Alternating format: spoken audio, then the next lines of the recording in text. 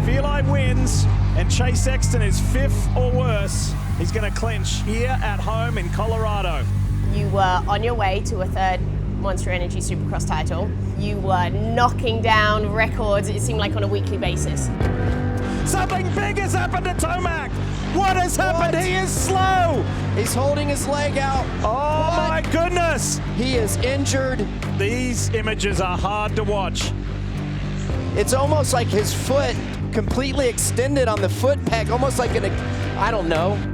His team manager, Jeremy Coker, telling our Daniel Blair. It's an unfortunate report we have to make, but we ruptured the Achilles tendon and it's going to put us out for the rest of this season.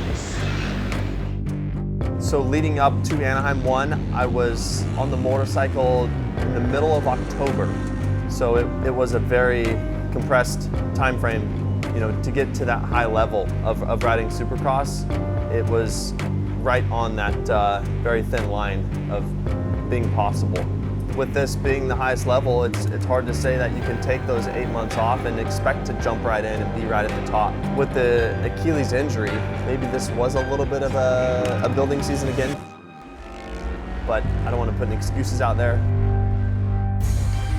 This is a big one, coming back from an injury where people say, would you even return to racing, let alone return to the peak that you have? How do you shut all that out, all that chatter, those questions from outside and questions from yourself too? At the end of the day, what it really comes down to is you. If you believe in yourself, that's all that matters. Yeah, there's chatter about Achilles and it being one of the hardest injuries to come back, which it is, but it's possible to come back from that and be at a level to where you were before. I was never going to tell myself, hey, I'm back, until I actually got a win. Eli Tomac, the legend. It will be his 52nd overall win in the Premier Class. One more turn, and he's done it. Eli Tomac back on top. Man, I had so many questions and honestly doubt in my mind at this point before this weekend, questioning, the comeback and riding around where I was. To do this here, that felt like old me, so this was so awesome. That was goal number 1, that I had in my mind for coming back, and the reason coming back was trying to prove to myself and everyone that I could still win. It was longer than anticipated, but we got there, so it was amazing. You have 2 titles, 2 450 titles behind you, your 2nd all-time in wins. Incredible career. What's left to accomplish? What is next now for you? When you look at the big boxes to check off, I've hit all those, I've crossed them all off, but for me, I just still love racing in general, so that's why I'm here. So I will be racing in Pro Moto, Motocross, and the SMX, so I'm going for all of the 2024 season and have intention of racing in 2025.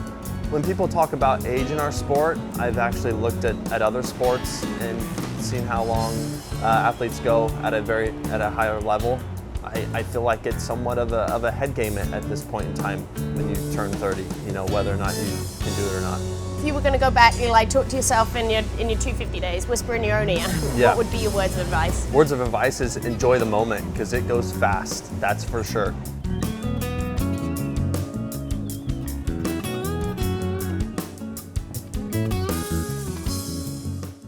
Hi folks, Lee Diffie from NBC Sports here. If you truly enjoyed what you just watched, you can get more news, interviews, and highlights by subscribing to the Motorsports on NBC YouTube page. You can get it all, so go for it.